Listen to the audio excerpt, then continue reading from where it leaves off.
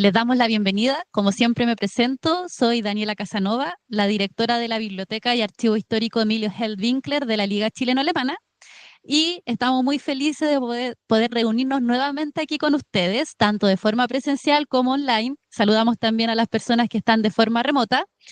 Entonces también dejo ahora con ustedes a Javier Bielefeld, es el presidente del directorio de la Liga Chileno-Alemana y también director de la Biblioteca y Archivo Histórico. Hallo, guten Abend. Im Namen des Deutsch-Chilenischen Bundes und des Emil-Health-Archivs heiße ich Sie alle herzlich willkommen. Hola, muy buenas tardes. En nombre de la Liga Chileno-Alemana y de la Biblioteca y Archivo Histórico Emilio Held-Winkler les quiero dar la cordial bienvenida. Agradecemos la presencia de todos ustedes, tanto los que están ahora de manera presencial como los que están de manera virtual, en nuestra ya habitual ciclo de charlas históricas. También quiero agradecer la participación del profesor Cristian Vergara, quien dictará la charla de hoy, El crimen en la embajada alemana, la tragedia diplomática de 1909. El doctor Cristian Vergara es cirujano dentista, especialista en rehabilitación oral y en ortodoncia y ortopedia dentomaxilofacial. Con más de 30 años de experiencia clínica y académica, actualmente se desempeña como profesor asociado en el Departamento de Niño y Ortopedia Dentomaxilar de la Facultad de Odontología de la Universidad de Chile. Ha liderado múltiples investigaciones en el área de ortodoncia, rehabilitación oral y salud bucal del adulto mayor y es autor de numerosas publicaciones científicas. Además, ha desarrollado programas de formación en pre- y posgrado, destacado como creador y director del Diplomado en Diagnóstico de Anomalías Dentomaxilofaciales. Participa activamente en conferencias nacionales e internacionales y es miembro de diversas sociedades científicas y gremiales. En uno de sus proyectos se interesó por la historia de su propia facultad y se topó con un caso fascinante, la resolución de un crimen ocurrido en la legación alemana a comienzos del siglo XX. El doctor Germán Valenzuela Barrestica, odontólogo chileno titulado en Francia, fue quien llevó a cabo el análisis odontológico que permitió demostrar la identidad del cadáver. Esto mostró el valor de métodos forenses dentales, por entonces poco usados. A raíz de este servicio al Estado, el presidente de ese entonces, Pedro Montt, le ofreció una recompensa al doctor Valenzuela. Su respuesta fue visionaria. Él solicitó que la recompensa fuese utilizada para la creación de la primera escuela de odontología de Chile. Esa escuela se inauguró el 10 de septiembre de 1911, con Valenzuela como su primer director. Los dejo finalmente con nuestro expositor, al doctor Vergara, y les pido por favor un fuerte aplauso. Muchas gracias por la presentación. Inmerecido que reconozcan esas cosas, uno hace el trabajo nomás. Voy a también hablar más lento para que entendamos bien esta historia. Es una historia fascinante. De hecho, mi proyecto real es la historia de la odontología chilena. No hay ningún libro de historia. Se hizo uno en 1914, 1930, y no sé por qué nadie hizo uno ahora. Así que me puse a hacer ese proyecto y me topé en 1909 con este crimen.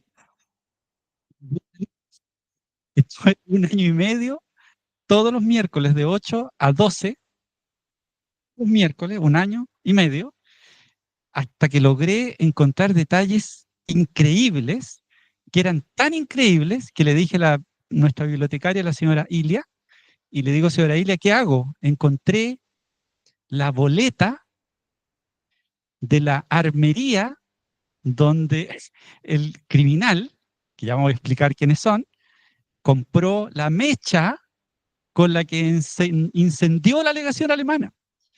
Entonces, y tengo fotos de eso en el libro es gratis, ¿eh? Se puede ver en internet, yo después les voy a dar link y eso, también es físico, para los que quisieran tenerlo, digamos.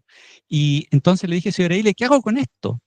¿Cómo pongo en un libro de historia de la odontología la foto de la armería? No pega. Entonces la señora Ilia, visionaria, que es la directora de nuestra biblioteca, me dice, doctor, tiene que hacer 2 libros. Uno específico del crimen y otro de la historia de la odontología. Imagínense la sorpresa para mí, y agradezco la invitación ¿dónde me trajo esa investigación? Estoy aquí, en un archivo, en un lugar maravilloso donde me ayudaron en la investigación, porque hay datos que están solo aquí. Hay datos que no están en ningún lado de Chile, están aquí, están ahí abajo guardados, muy bien guardados. Bueno, Danielita, avíseme cuando, si me pongo latero, porque esto de aquí se puede sacar, eso porque tapa parte de la... Bien, las fuentes de esta investigación son las siguientes. La Biblioteca de la Facultad de Odontología de la Universidad de Chile. La Biblioteca Nacional, que es literalmente como mi segundo hogar. Descubrí algo maravilloso que hay ahí, que son diarios. Diarios donde tú puedes ver, buscar lo que necesites en el día específico. Es increíble. Ya lo van a ver cuando se los muestre. Hay un archivo que se llama Eduardo Pérez Covarrubias, de la Quinta Compañía de Bomberos de Santiago, que por coincidencia nomás, cuando la han reinstalado, porque antes estaba en lo que ahora hay unos lugares como con pastito nomás frente a la Moneda, antes ahí habían construcciones, y ahí estaba la Quinta Compañía de ese tiempo, que fueron los primeros en llegar a apagar el incendio, porque estaban súper cerca. El incendio fue en Nathaniel Cox con Alonso Valle. Pero ahora, increíblemente, está al frente de lo que sería la alegación. Increíble la historia como es. Bueno, y en ese archivo también encontré mucha información muy útil que se las voy a mostrar. No porque esté aquí, sino que esta presentación, cuando la haga en cualquier otro lado, va a salir esto, que es donde estamos en este momento, la Biblioteca y Archivo Histórico Emilio Held Winkler. El Museo del Banco Central, donde van a entender por qué tuve que ir a ese museo. Busqué un billete por 6 meses y no lo lograba encontrar. Y era un billete de 100 pesos, fiscal rosado, que ya van a entender por qué es tan importante, y no lo lograba encontrar. Ese billete equivaldría más o menos a unos 800.000 pesos de ahora. Ese billete, era un billete enorme. De hecho, Becker, voy adelantando, todos saben quién era Becker aquí, así que algo saben. Y Becker ganaba 500 pesos. Le daban 5 billetes de eso, ese era el sueldo. Y claro, no logré encontrar un billete de 100 pesos porque ningún coleccionista, por muy amante de la numismática que fuera, iba a pegar en su pared un billete de 800.000 pesos. Sí encontré de 1 peso, 2 pesos, 5 pesos, 10 pesos, pero no de 100. Pero el Banco Central sí lo tenía, y lo encontré, y lo fotografié, y lo puse en el libro. También tuve que hurguetear y literalmente ensuciarme las manitos buscando libros, revistas, en anticuarios, colecciones familiares personales. Ha sido un viaje esta experiencia en realidad. A quien le debo mucho es a ella. Ella se llama Marcela Solís Morales, que cuando vea esta grabación no le va a gustar que yo la reconozca así, porque ella es una persona muy... no le gustan estas cosas, estos reconocimientos, pero debe tenerlo. Y ella es la diseñadora que transformó lo que se ve en el fondo, que es un Word de texto de computador, y lo transformó en un libro muy bonito, que es muy estético, ¿ya? Y ella hizo ese trabajo. Pasamos por varias portadas, fue una experiencia muy entretenida. Las fuentes reales, primeras, fueron las de la época. En 1909, 2 libros de la época. Eso fue muy bullado y se hicieron publicaciones de los diarios, revistas y literalmente libros, ¿ya? Y si se fijan, los libros siempre nombran a Beckett, el crimen de Beckett, distintas cosas así, pero nunca nombraban a la víctima, y a la víctima lo colocaban aquí chiquita. Por eso que yo el libro intencionadamente lo puse al revés, y puse a quien creo yo que debía estar en la portada, en el centro, que era la víctima realmente. Encontré fuentes de 1966, 86, y la más cercana es del 2009, que este es un documento hermoso.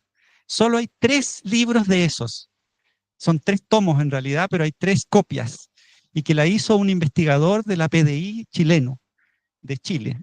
Él nos regaló a nuestra facultad una de las 3 copias, y en él encontré todo, declaraciones judiciales, es el caso judicial. encontré todo, declaraciones de todos los testigos. Entonces tenía el diario que decía una cosa, las revistas que decían otra cosa, los libros que decían otra cosa y la declaración judicial de las personas. Así junté la información. Y ese es el libro y creo que por eso ha tenido importancia este libro, porque por primera vez cuenta la cosa como es. Yo partí mal la investigación, partí con un documento que ni siquiera lo voy a nombrar, que es de 1986, donde incluso se decía que el Imperio Alemán estaba pidiendo en compensación por la muerte de Becker la Patagonia chilena. Y eso nunca pasó. Entonces, cuando yo leía esas cosas, después buscaba y no encontraba eso, porque nunca pasó. Y recordaba que esto es como cuando en el colegio, no sé si ustedes jugaban a eso, que ponían en círculo los profesores y uno le decía algo al oído a su compañero y el otro le decía otra cosa, otra cosa, otra cosa, y el último de acá decía algo que nada que ver con lo original. Y eso creo que pasó un poco con esta historia, y lo que hace mi libro es poner los documentos escritos en pluma, las publicaciones de los diarios, de las revistas, de la época, las más modernas también, pero hiladas. Y por lo tanto, puede leerme a mí la persona o puede leerlo en la pluma directo de cómo pasó. Por lo tanto, creo que es lo más cercano a lo que pasó. Los diarios me ayudaron un montón, ¿ya? El diario La Unión de Valparaíso, extraordinario, es un diario extraordinario. De hecho, van a entender que este diario creo que cambió la historia. El Mercurio, tuvo un medio al debe el Mercurio, reaccionaba como 2 días después. Y no, la información no era tan fidedigna. Los otros diarios eran más fidedignos. Después se sumó y después puso portadas y todo, pero al principio la noticia salía súper después, súper después. Revistas, la revista Zigzag, extraordinaria. Las fotografías de la revista Zigzag son maravillosas. La revista Sucesos, que es una revista como humorística política. Y la revista Correvuela, que era un poco menos seria que las otras dos. Iba como, entonces mi fuente era Zigzag, Sucesos, Correvuela. En ese orden iba. Toda esta historia comienza en 1909, cuando Chile era muy distinto al Chile que conocemos ahora. Santiago tenía 350.000 habitantes. Increíble. Y el presidente era don Pedro Montt. Este presidente fue muy importante porque él reconoció el valor de los profesionales de la salud que resolvieron el caso finalmente y ofreció, como bien decía mi presentador, ofreció dinero para estos dentistas, pero con una visión tal, lo dijiste tal cual, una visión de futuro. Ese dentista, el doctor Germán Valenzuela Basterrica, le dice al presidente Montt, porque le pregunta al presidente Montt en su despacho, cuando ya está todo resuelto, ¿cómo puede Chile compensar su trabajo? Usted defendió el honor del país. Imagínate que te diga el presidente una cosa así. Y él dice, yo no quiero nada para mí, pero quiero dinero para hacer una escuela dental. Hasta ese entonces había escuela dental, la escuela es de 1888. El 9 de julio nace el concepto de escuela de dentistas en Chile, pero trabajaban en hospitales, el mismo doctor Valenzuela lo describe como bien precario. En cambio ahora se hizo un edificio hermoso que se hizo en conmemoración cuando Chile cumplía 100 años en 1910, 1810, 1910, y en 1911 se inaugura el edificio que era increíble. De hecho, es contemporáneo con el de Bellas Artes. Nuestra escuela, digo nuestra porque yo estudié ahí, en esa escuela, y tenía columnas, tenía abovedado, maderas nobles, piso extraordinario. Era un edificio extraordinario. El Kaiser, Guillermo II, quien era el emperador de Alemania, tenía una pequeña legación en Chile, ¿ya? Que la dirigía el ministro von Bodman, que es el que está con bigotes en el medio, ¿ya? Y el que está a su izquierda es Welsek, que era su primer secretario. Ellos eran de planta, representaban al emperador. Ahí está von Bodman, dibujado y en foto. Y contrataron a una persona alemana, por supuesto, para la alegación, pero no era de planta, no era de carrera, era una persona que hacía cosas logísticas, ¿ya? Era un canciller. hacía pagos, retiraba dinero del banco y esas cosas. Estaba encargado como de pagar pensiones también, eso es lo que está descrito en los libros. Y no había tenido un pasado muy feliz él, ¿ah? Pero aún así lo contrataron porque llegó con una carta de recomendación del Banco Transatlántico Alemán y por lo tanto lo contrataron. Y él correspondía al cuarto funcionario de esta alegación. Él era chileno, se llamaba Ezequiel Tapia, que por primera vez en un libro de historia, por primera vez está su segundo apellido. Él se llamaba Ezequiel Tapia Riquelme. Y esto es importante porque incluso cuando encontré la declaración del juez que sentencia a Becker, voy a contar el final de la historia, lo sentencia a muerte y fue fusilado, dice, yo dije, aquí va a estar el segundo apellido de Tapia. Y dice, lo juzgamos, lo voy a mostrar eso, por esto, por esto, por esto, por esto, a sentencia capital, la pena capital, por haber asesinado a Ezequiel Tapia, sin su segundo apellido. De hecho, una semana antes de terminar el libro, de dar por cerrada la investigación, encontré este documento que es del Ejército de Chile, donde él ingresa al ejército cuando tenía 14 años, cuando fue asesinado tenía 29 años, y aparece su segundo apellido con el nombre de su mamá, que se llamaba María Riquelme. Y así que para mí es importante esto que estoy diciendo porque es la primera vez que es reconocido así. La parte que es realmente increíble es que esta ficha, el oficial que lo recibió en el ejército, tenía mi apellido. Rarísimo, sí. Ella era la esposa de Becker, chilena. Se llamaba Natalia López. Y esta es la familia de Tapia, de la víctima, con sus 2 hijos. Ella se llamaba Bienvenida Salgado Toledo. El niñito se llamaba Gilberto y la niñita se llamaba Hulda Flor. Bueno, el 4 de febrero de 1909, Becker asesina a Tapia. El 5 de febrero lo asesina. Y es interesante una cosa histórica porque aparentemente el plan original de Becker, lo dicen historiadores, era asesinar al ministro y a Tapia. Entonces, la idea era que todo el foco de toda la policía, de todo, iba a ir hacia el ministro y él iba a quedar fuera. Pero esa mañana vino el ministro con su primer secretario, no vino solo. Entonces solo pudo matar a Tapia. Lo increíble es que asesina a Tapia con un golpe, con un aparato, que ya les voy a mostrar la foto, que era para lacrar las cartas, que era una estructura de plomo cubierta de cuero. Y con eso lo asesina. Pero eso fue temprano, antes de las 11 de la mañana. Y a las 12, un poquito antes, llega el primer ministro con su primer secretario a trabajar. Y Becker oculta el cadáver en la habitación de al lado, se cambia la ropa y se pone a trabajar normal. Qué increíble, qué mente tan fría, digamos. Y después lo dejan ahí, se van a almorzar, el ministro con su primer secretario, y Becker ahí saca el cuerpo, lo pone objetos personales de él, su anillo, anteojos, una cigarrera, ropa, con su grabado su nombre, sus iniciales, y prende fuego a la alegación y huye. Así fue el crimen. Hubo un enorme incendio, ya dije, la 5ª compañía de bomberos, aquí lo van a ver después en el libro con más calma, está la declaración del día, de cómo fue, quiénes fueron, cuántos fueron, hubo un bombero que salió herido de una pierna ese día, está todo descrito.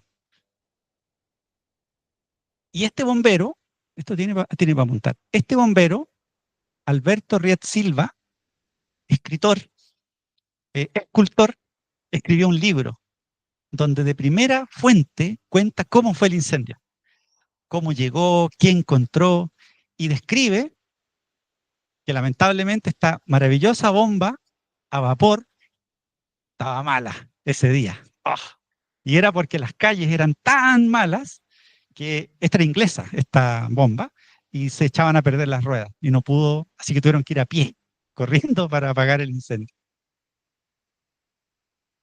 Esta foto es de la época, esta foto la tomé yo, en el Museo de los Bomberos, y es la que tiene, no la que tiene ese bombero, pero es de las mismas que usaban en ese tiempo. Eran de papel, las cascos, y les colocaban una cosa para que no se quemaran. Bueno, la embajada quedó, o sea, la legación quedó toda destruida, completa. Incluso las vigas cayeron y por eso parte de la cabeza de la víctima no estaba, se perdió, lo que lo hacía más irreconocible. Por si alguien quiere, puede ir al lugar donde estaba la legación, que queda en Nathaniel Cox 112. Y yo fui, pues, obvio, a ver qué había, ¿ya? Y hay un kiosco que vende papas fritas, cosas así. La parte divertida es que cuando fui ese día yo iba al Museo de los Bomberos, que ya dije que está prácticamente al frente. Entonces llevaba libros, mi cámara fotográfica y iba vestido más bonito para ir como vengo ahora, así más formal, para ir al museo. Y entonces, aquí está el 110 y aquí el 114, entonces no estaba el 112. Y cuando le pregunto a la persona del kiosco, le digo, ¿esto es Nathaniel 112? Sí, me dice, es Nathaniel 112. Le dije, pero no está el número. No, me dijo, está debajo del toldo. Por eso que le puse una flechita, por si alguien quiere ir a verlo, tiene que meterse debajo del toldo para ver el 112. La parte divertida es que la persona, cuando yo me crucé la calle para tomar la foto, y la persona que estaba adentro me estaba tomando fotos a mí. Yo me imagino que pensó que era algún fiscalizador de algo, no sé. Sí se encontró la víctima, tengo más fotos, pero no las quise incluir. No quise incluirlas en el libro, encontré que era como algo innecesario, ¿ya? Y se encontró, como dije ahí, aquí se ve objetos que Becker los puso, ropa y, como dije, las cosas personales de él, pero su cuerpo estaba desfigurado.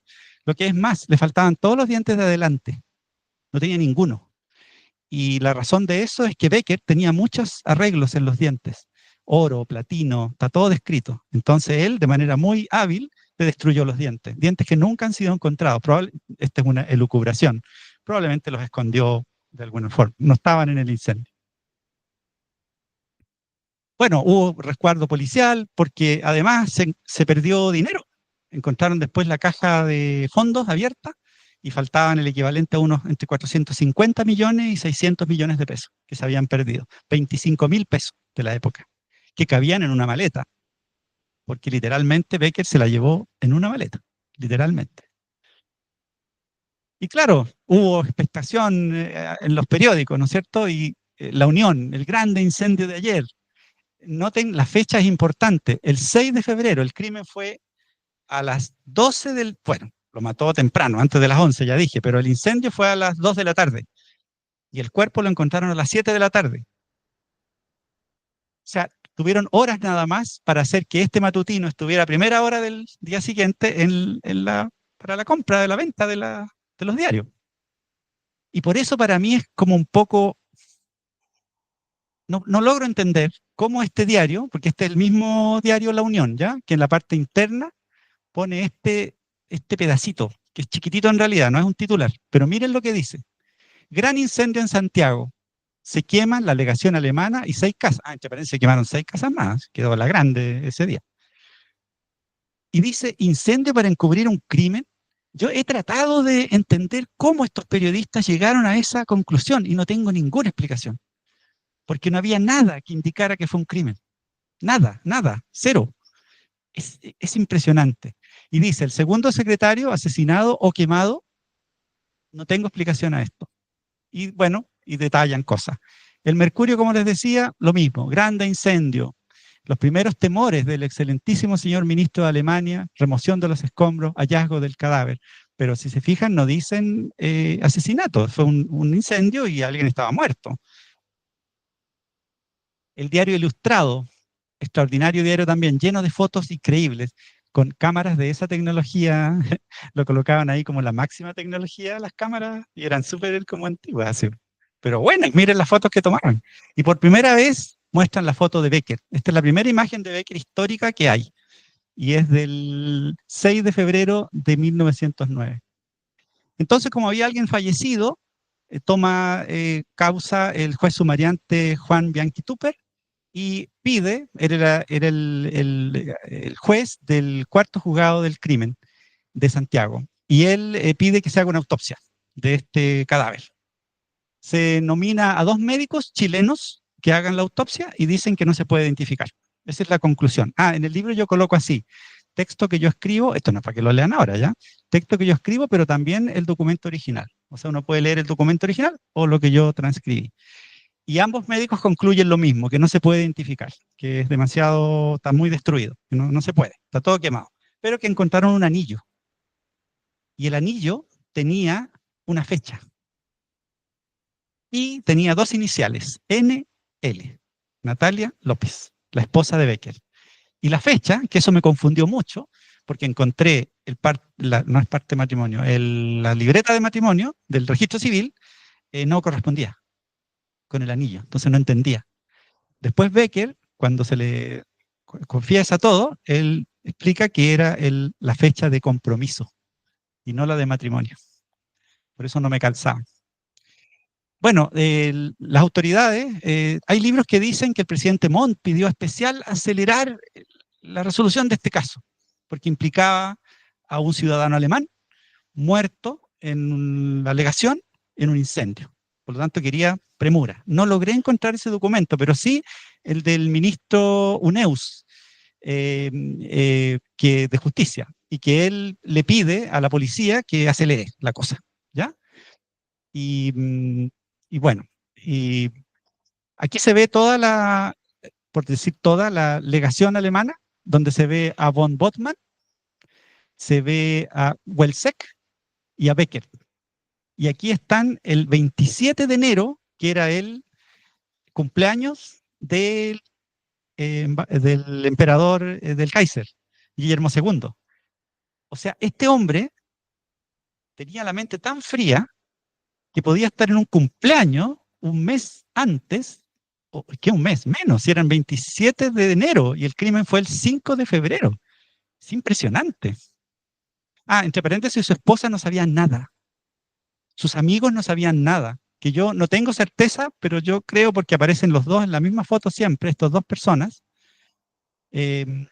Neupert, se escribe Neupert, no sé cómo se pronuncia, pido disculpas por eso, y el otro se llamaba Sievers. Uno era empresario y el otro tenía un negocio de flores de papel, y eran sus mejores amigos, y él les mintió a sus mejores amigos. Yo les voy a mostrar después por qué. Bueno, los diarios explotaron. Había muerto el canciller, el ministro von Bottmann, se explica la muerte. Esto es muy interesante, porque el ministro fue el que dijo, han asesinado a mi canciller. Eso es lo que él dijo. Él usó la palabra asesinato, tal vez de ahí la sacó el periodista, puede ser. ¿Y por qué? ¿Por qué sacó esa conclusión? Tengo que devolverme un año para atrás. Daniel, avísame cuándo el tiempo, porque yo puedo estar esto toda la tarde.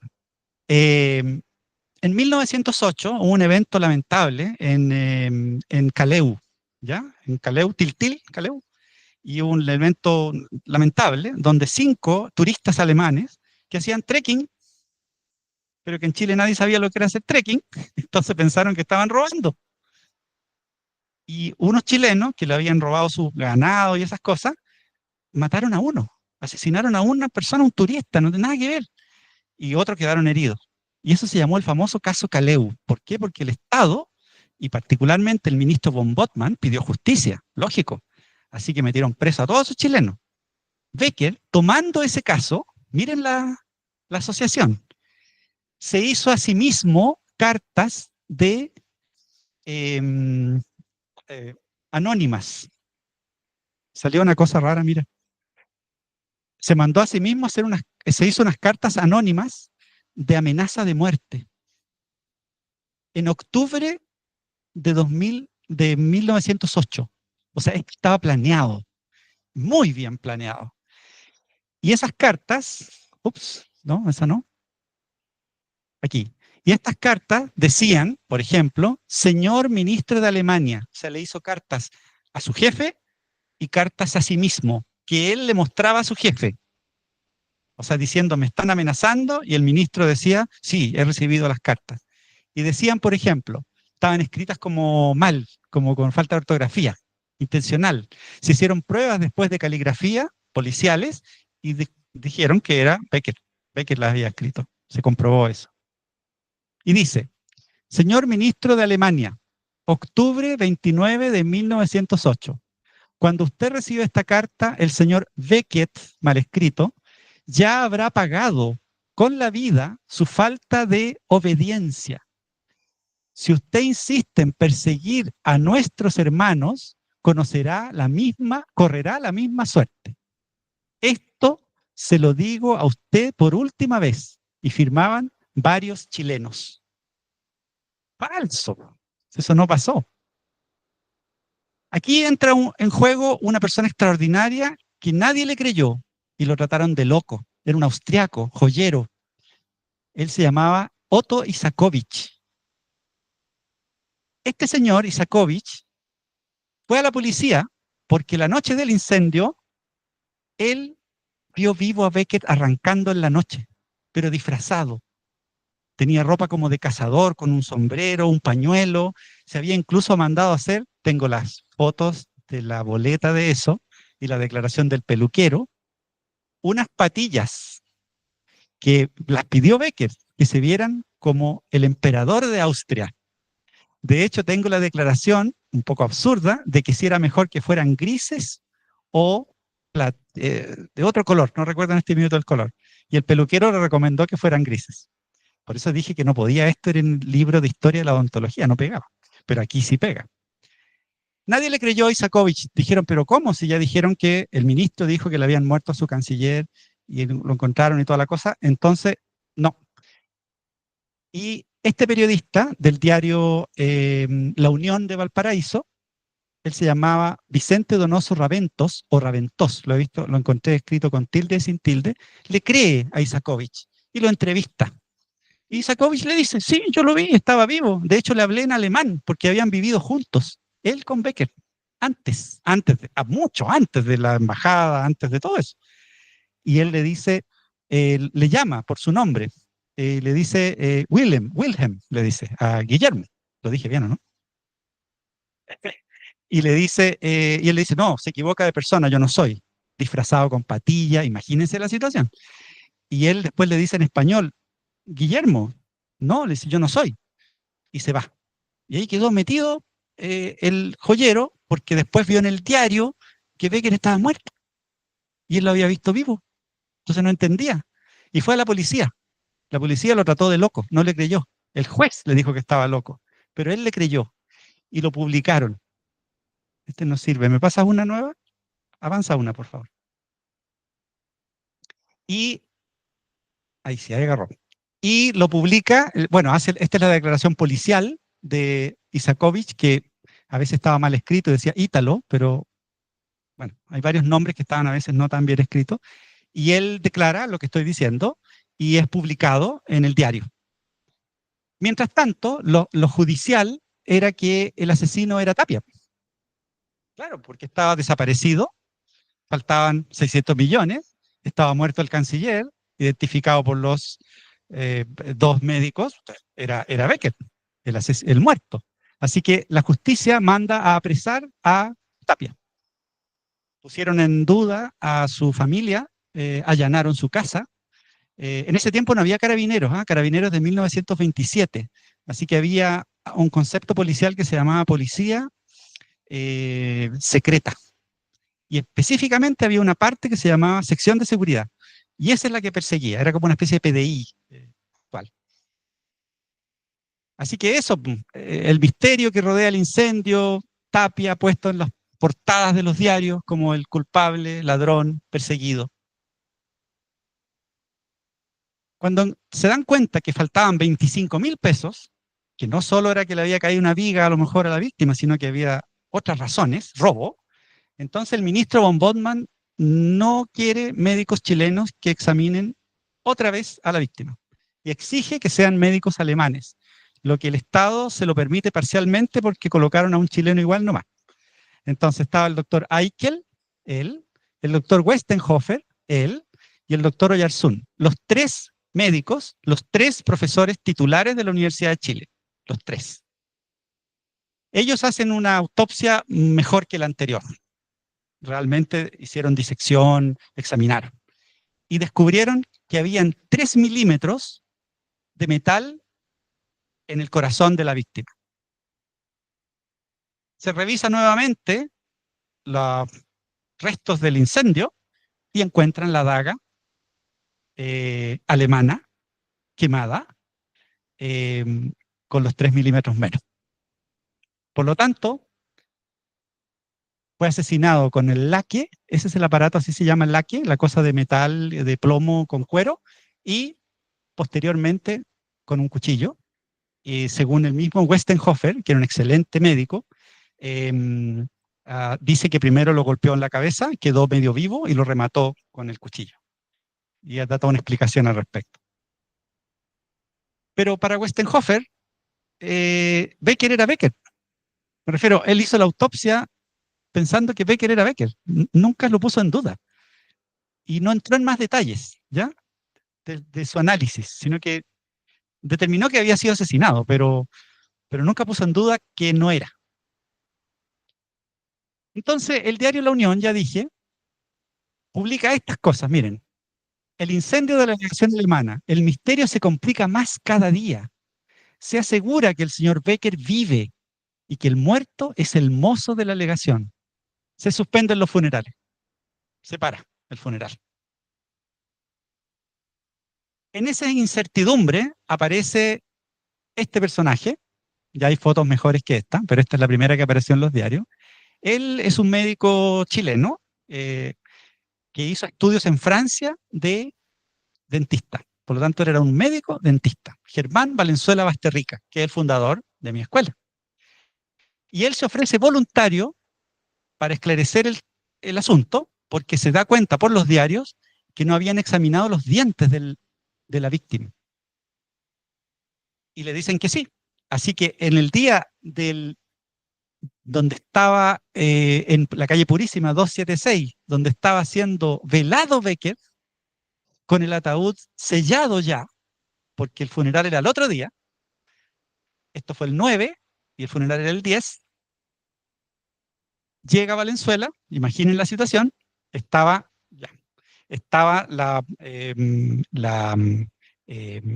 comunidad alemana conmovida con esto, acompañando a la viuda, supuesta viuda, y estaban, curiosamente, y eso es historias así nomás, estaban los médicos que habían hecho la autopsia, porque eran alemanes también. Y aparece Valenzuela con una orden judicial de una tercera autopsia. Por supuesto, esta es la orden judicial. No fue muy bien recibido por Westenhofer, porque en el fondo estaban poniendo en duda su autoridad y lo que él había dicho. Eichel fue más amable y Oyarzún no estaba, porque no era alemán. Así que le dicen, es una orden, le dicen, tiene que hacerlo. Y Westenhofer le dice, bueno, llévese todo el cuerpo si quiere. Eso está todo escrito en el libro. Y él le dice, no, necesito solo la cabeza. Así que sacan el sellado del ataúd, lo abren, la viuda estaba ahí. Es una situación rarísima. Y saca la cabeza, había un policía además que estaba con él, la envuelve y se la lleva. Y se la lleva porque le pregunta a la viuda quién atendía a su marido. Y le dice que el doctor Juan Denis Ley. Y aquí viene algo increíble. Miren, esto está transcrito tal cual. Se trata de esto, le dice a la viuda. Comenzó el director de la escuela dentística. Él era el director de la escuela dental. De que usted me diga cuál era el estado de la dentadura de su esposo, don Guillermo, le dice. Guillermo, le dice la señora, señor doctor, le dice, tenía varios dientes arreglados con oro, y le dice, ¿y dónde le hicieron esos arreglos, señora? ¿Podría decírmelo usted? Sí, señor, en casa del dentista Denis Ley, en el Portal Edwards, que ya no existe. Sí, doctor, en el Portal Edwards. ¿Pudiera usted decirme, ¿le habrán extraído algunas muelas al señor Becker? Sí, le faltaban varias. Y él ya había visto, a primera vista nomás, que adivinen, el cráneo tenía todas las muelas. El doctor Valenzuela supo enseguida que el que estaba ahí no era Becker. Por eso, estas fotos reales de la época, de lo que él examinó, ¿ya? Él de inmediato supo que no era. De hecho, eso generó un conflicto muy grande, que Danielita, otro día vengo para contar ese conflicto, porque entre Westenhofer y Valenzuela hubo una pelea más o menos grande. Estos dos salvaron el día. El doctor Valenzuela Basterrica y su alumno, Juan Denis Ley. Él había sido profesor de él. Por eso lo conocía.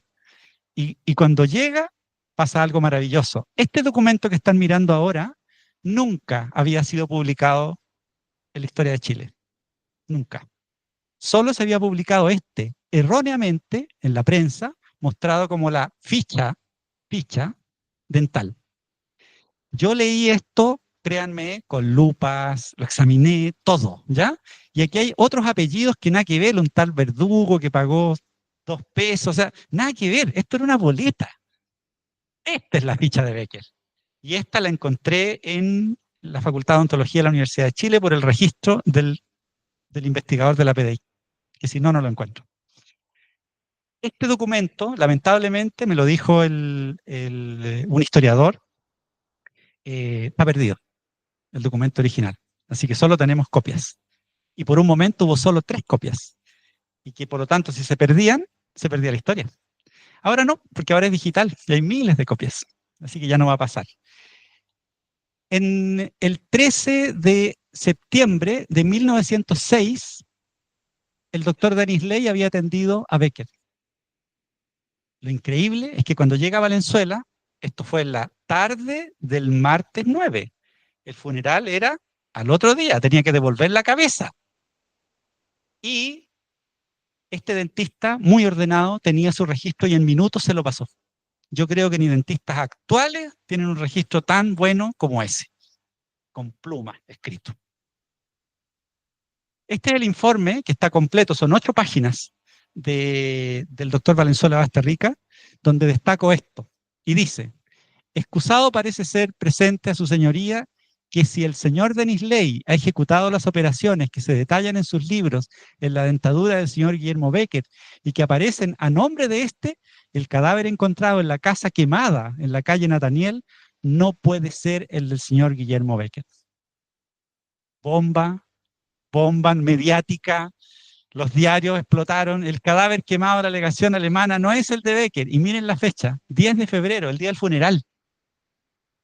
¿Se imaginan? Habían diarios pegados en los kioscos, bueno, no sé si había kiosco, pero lo que hubiera, que decían que la persona que estaban sepultando con honores, vinieron ministros, vinieron embajadores, vinieron, todo Chile ahí, y al mismo tiempo lo estaban sepultando. Y lo sepultaron con flores, con todo. Y la prensa seguía diciendo que la cosa no era y la justicia habló y dijo, le creemos más a este informe porque tenía pruebas. Y se descartó las 2 autopsias anteriores, de chilenos y alemanes. Y el doctor Valenzuela Basterrica demostró, por lo tanto, que hay una comprobación oficial de que el cadáver hallado en la legación alemana no es el de Becker. Y se invierten los papeles y aparece Tapia como la víctima y Becker como el culpable. Este señor fue fundamental, el señor Eugenio Castro, jefe de la sección de seguridad de la policía secreta, porque rápidamente mandó a preguntar si había pasado algo extraño en Chile, algo diferente. Le llegaron informes de Chillán y Victoria de que había un turista alemán, pero que se llamaba Ciro Lara Mottl, de padre chileno y madre alemana, que andaba con billetes de 100 pesos fiscales rosados. Y él, como yo creo, vivía en un mundo de muchos recursos, mandó comprar un boleto de tren de 3 pesos, de 4 pesos, con un billete de 100. Entonces llamó la atención. Y claro, reaccionaron y mandaron policías a averiguar qué pasaba, Chillán, Victoria, y lo empezaron a acercar, Se dieron cuenta que el mismo Guillermo Becker había mandado a hacer el 26 de enero de 1909, unos días antes del crimen, pidió un pasaporte a nombre de Ciro Lara Mottl, pero nunca lo vieron. O sea, este canciller tenía tanto poder que hicieron un pasaporte verdadero, pero sin ver al sujeto. Y era el mismo. Nunca logré encontrar ese pasaporte, pero sí el sobre donde iba el pasaporte. del Ministerio de Relaciones Exteriores. Pero miren que dice César Lara Motul, y era Ciro Lara Motul. Esta boleta, esta es una servilleta donde este policía le pidió que escribiera, porque no le creyó que se llamara Ciro Lara Motul, y pensaba que era Becker, lo sospechó, y lo escribió el nombre, y era igual al que está en el pasaporte que no pude encontrar. Pero hay que creerle nomás. Esto lo voy a pasar rápido porque ya estamos en tiempo. Aquí hay boletas de cosas que yo les digo que son detalles que no podían estar en el libro de historia de los dentistas, de las armas que él compró con la mecha que él usó, el registro de las balas, todo. Y todo se dio vuelta. Y la prensa, la familia de la víctima empezaron a tratar muy mal, y eso fue súper injusto a la señora de Becker. La señora de Becker no sabía nada. Él la iba a abandonar, en el fondo, porque él se fugó a Chillán, Victoria y pasar por el Paso Rahue, Lonquimay. Y la señora no tenía idea. Le allanaron su casa, le quitaron sus cosas.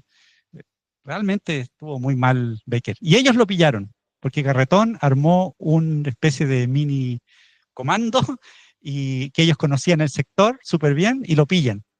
Y lo pillan a caballo, pasando para el Paso Rahue. Y lo atrapan y lo pillan. El 13 de febrero. Rápido. 5 de febrero fue el crimen, 13 ya estaba preso. Como esto va a quedar grabado, no me atrevo a decir nada más, pero fue rápido. Ustedes me entienden. La prensa estalló. 13 de febrero, expectativa del apresamiento. Becker huyendo, algunos llegaban atrasados, como el Mercurio, huyendo hacia el Incura, nada que ver, ya lo habían pillado ese día. Y aquí lo pillan, lo llevan preso. Este es Becker. Aquí están los policías llevándolo detenido. Y este es el pelotón que lo pilló completo. Rehice todos los nombres, buscando las caritas hasta que lo logré. Y le puse nombre a cada uno de ellos en base a archivos que fue encontrando. No logré encontrar nunca los nombres ni segundos apellidos de ellos dos, que fueron Veloso y Becerra. Veloso fue muy interesante porque en un minuto van a caballo y Becker le dice, te ofrezco 4.000 pesos, déjame ir. 4.000 pesos, será muchísimo dinero. Y Veloso le dice, no me hable más de plata. Y le vuelve a insistir, porque esta es la declaración de Veloso, la que tengo en el libro. Y le dice, si me habla más de plata, lo mato aquí mismo. Así que se quedó callado, ¿no? Aquí lo entregan, esos policías, ese es Becker, se lo entregan a Castro, que era el director de la policía secreta. Y la prensa dice, lo pillan, atrapado. La prensa recorre todo, este era el 15. Becker aún en camino a Lonquimay. Una cosa que no puedo dejar de contar, Daniel, aunque me quede poco tiempo, es que asaltaron el tren en donde iba Becker con la policía. Entonces, esa parte yo la encontré genial, porque, o sea, no es genial, asaltaron el tren, pero me refiero a que qué mal ojo para los asaltantes, porque estaba lleno de policías y todo armado, a balazos salieron todos los tipos y quedó descrito nomás que intentaron asaltar un tren lleno de policías. El emperador de Alemania, el Kaiser Guillermo II, ordena al ministro von Bottmann que no se aplique la ley de Alemania para él, sino que sea juzgado por la justicia chilena. Le quita la parte diplomática a Becker. Y se la quita por dos razones. Una era porque estaba claro que era un asesino, pero dos, porque le había robado a la propia legación. No de los 25.000 pesos, de antes. Encontraron que había robado de antes de a poco, un robo hormiga que había hecho.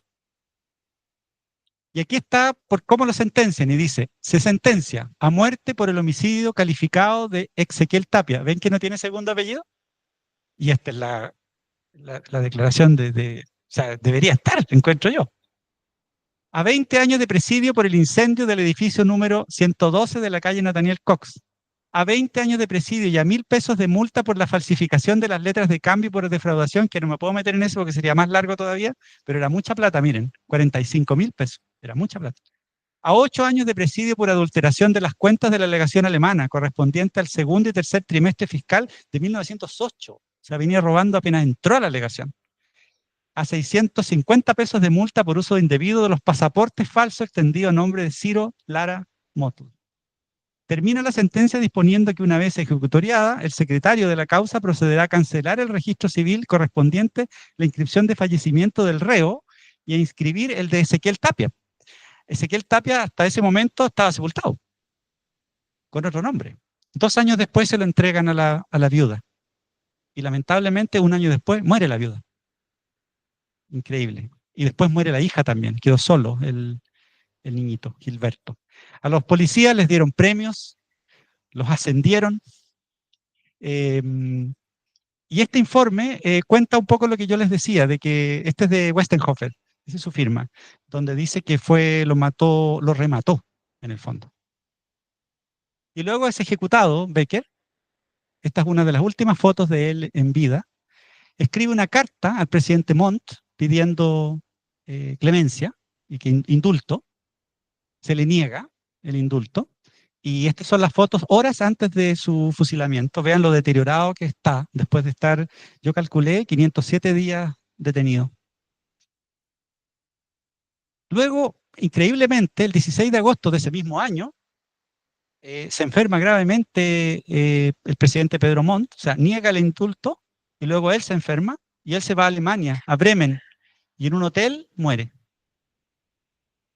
Llega 1910, 100 años de Chile, y en 1911 se cumple su voluntad, pero él no pudo estar presente. Por eso el presidente Ramón Barros Luco, que él preside, y ahí está el profesor Valenzuela Basterrica, el dentista, en la escuela dental flamante, nueva, un edificio bellísimo, yo estudié ahí, antiguo pero clásico.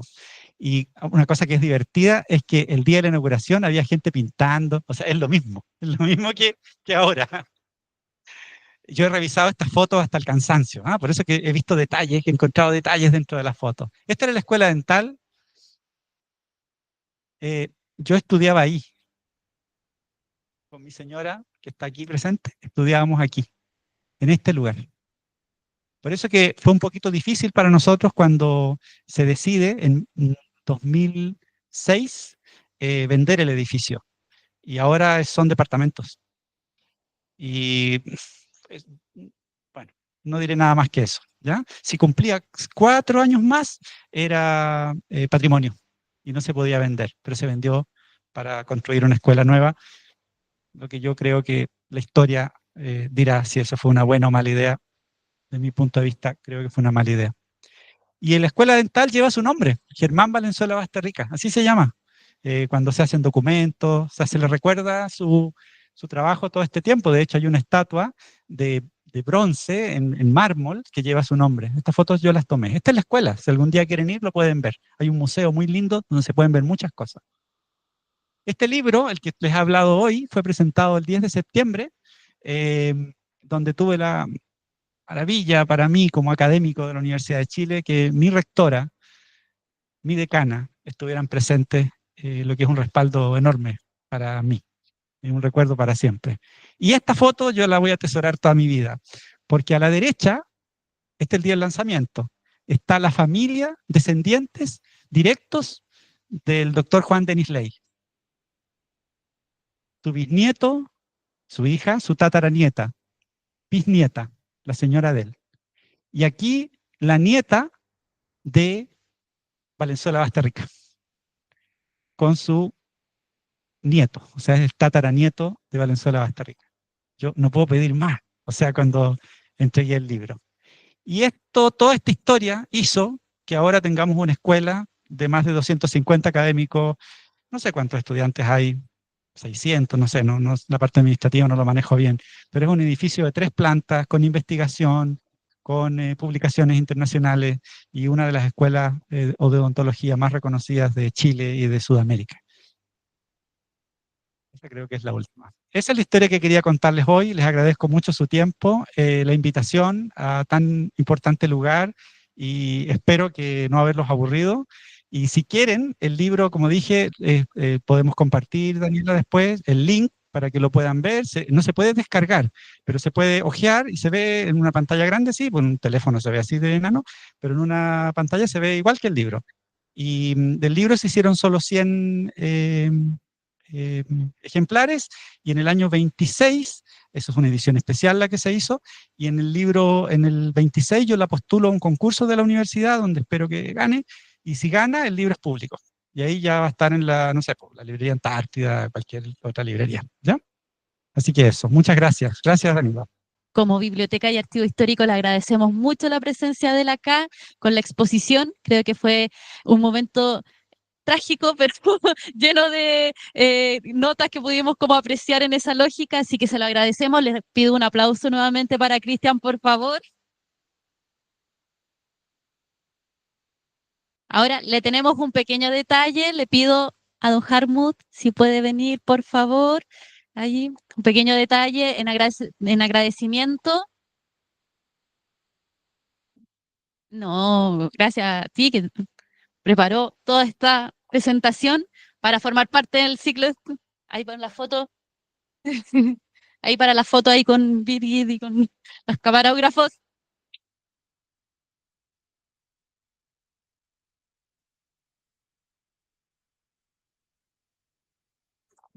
Le reiteramos los agradecimientos. La charla, como todas las charlas que estamos haciendo ahí, gracias a Isaac que las edita, van a estar más o menos en 2, 3 semanas también disponibles en el canal de YouTube, así que las pueden visitar, revisitar. Ya todas las que se han hecho este año desde el archivo están en el canal de YouTube del DETCB, así que también los invitamos a poder consultarla. Y también le agradecemos a las personas que estaban online para que también las actividades puedan llegar a personas que a lo mejor no pueden acercarse al salón del DCB, pero también les agradecemos que puedan estar por ahí.